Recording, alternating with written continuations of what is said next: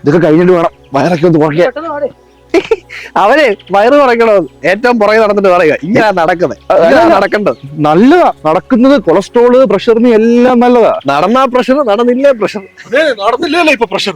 അടുത്തത് ഇതെന്തോ കാണിച്ചു വെച്ചേക്കുന്നത്. നടന്നിങ്ങോട്ട് വന്നതാ. അപ്പൊ ഞാൻ പറഞ്ഞില്ലേ ഇതുവഴി വരണ്ടാന്ന്. അതിനു മുമ്പ് ഞാൻ നേരത്തെ ഇറങ്ങണമെന്ന് പറഞ്ഞായിരുന്നു. ഇതുവഴി ഇതുവഴി അങ്ങ് പോയി കറങ്ങി വരാമെന്ന് വെച്ചത്. അല്ല ഇതിന്റെ ആവശ്യം ഇവിടെ ആൾക്കാർ കണ്ണുണ്ട് നോക്കണ്ട്. ഇത്രയും വഴിയല്ലേ ഉള്ളു, അങ്ങ് നടന്നു പോയാ പോരെ. നമ്മുടെയൊക്കെ ജീവിതത്തിൽ ഇങ്ങനെ എല്ലാം നടക്കാതായിരിക്കും. സത്യമായിട്ടും എന്തെങ്കിലും ഒരു നല്ല കാര്യത്തിന് നമ്മൾ ഇറങ്ങിയാല് നമുക്ക് നമ്മളെ നോക്കാൻ അറിയത്തില്ല. ഇതിന്റെയൊക്കെ ആവശ്യം എന്തെങ്കിലും ചുമ്മാ മനുഷ്യന്റെ സമയം കളയാനായിട്ട്. അത് ശരിയാ.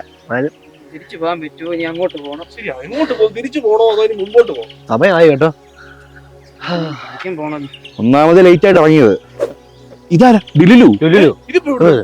ഡിലുലും സുലുലും ഒന്നും അല്ല. നിങ്ങളിപ്പോൾ ഇവിടെ പറഞ്ഞുകൊണ്ടിരുന്ന കാര്യം ഞാൻ ശ്രദ്ധിക്കുകയായിരുന്നു. നമുക്ക് സുഗമമായി മുന്നോട്ട് പോകുമ്പോൾ ഉണ്ടാകുന്ന ചില തടസ്സങ്ങൾ നമ്മളെ വല്ലാതെ അലോരസപ്പെടുത്താറുണ്ട്. സത്യം വെച്ചാൽ ഭയങ്കര നെഗറ്റീവ്. ഇത് നെഗറ്റീവായിട്ട് നമ്മൾ കാണിക്കുന്നത്.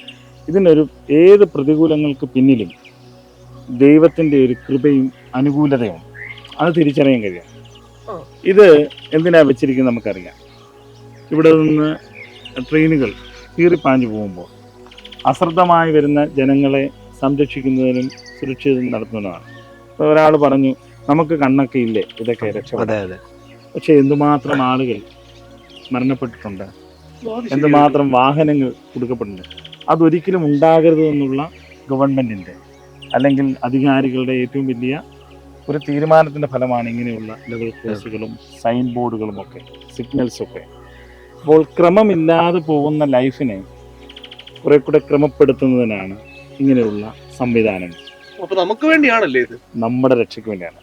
അതുകൊണ്ട് എപ്പോഴും ഓർക്കേണ്ട ഒരു കാര്യം, ഡിസിപ്ലിൻ തരുന്നത് നമ്മളെ ഡിസൈപ്പിളാക്കാനാണ്. നോമ്പ് കാലത്ത് നമുക്ക് ചിന്തിക്കേണ്ടത് ഇങ്ങനെയാണ്.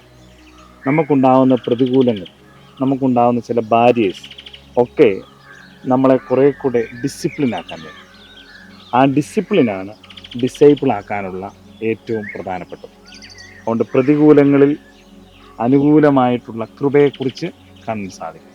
അതിനേക്കാൾ ഒരു ഇച്ചിരൂടെ അധികമായി പറഞ്ഞാൽ പ്രതികൂലങ്ങളിൽ ദൈവം ചില കൃപകൾ ഒരുക്കിയിട്ടുണ്ട്. അത് തിരിച്ചറിയാൻ ഈ നോമ്പുകാലങ്ങളിൽ സാധിക്കട്ടെ. അതുകൊണ്ട് നമുക്ക് ഇങ്ങനെ പാടാം.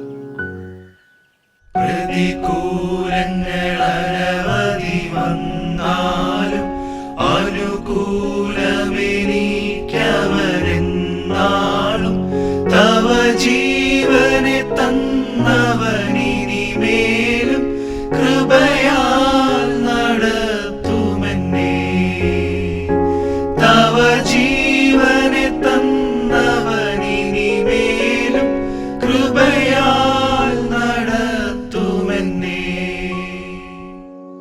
ദൈവമേ, ഞങ്ങളുടെ ജീവിതയാത്രകളിൽ ഞങ്ങൾക്ക് അനുകൂലമല്ലാത്ത പലതും ഞങ്ങൾ കാണുമ്പോൾ അതിനെ പ്രതികൂലമായി കാണാതെ ഞങ്ങളുടെ ജീവിതത്തെ കുറെ കൂടെ രൂപപ്പെടുത്തുവാൻ നീ തരുന്ന കൃപയായി കണ്ട് മുന്നോട്ട് പോകുവാൻ, നിന്റെ സ്നേഹത്തെ മനസ്സിലാക്കുവാൻ ഈ നോമ്പുകാലം സഹായിക്കണമേ.